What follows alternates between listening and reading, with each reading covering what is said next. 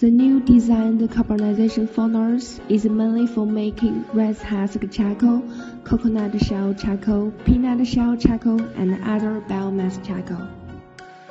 This is the good feedback of the rice husk carbonization furnace from our African customer.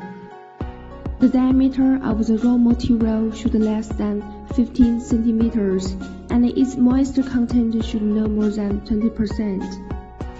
Rotating speed can be adjusted according to the raw material's moisture content. Before carbonizing the raw materials, we should preheat the furnace body with liquid gas for 1 hour. When the furnace temperature reaches about 480 degrees Celsius, we can put the raw materials inside.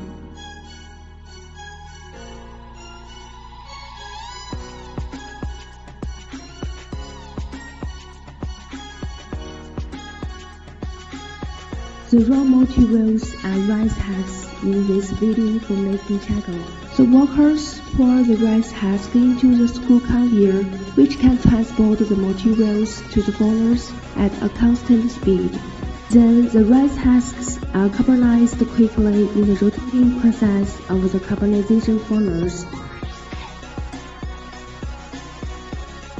After about 20 minutes carbonizing, the rice husk charcoal will be discharged by the other 2 screw conveyors.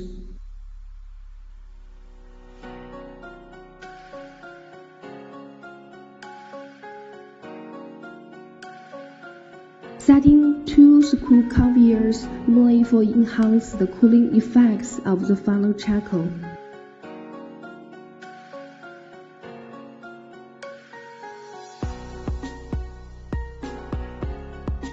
There is a flue gas purification equipment behind the furnace to filter the combustible gas and connect the wood tar and wood vinegar fluid.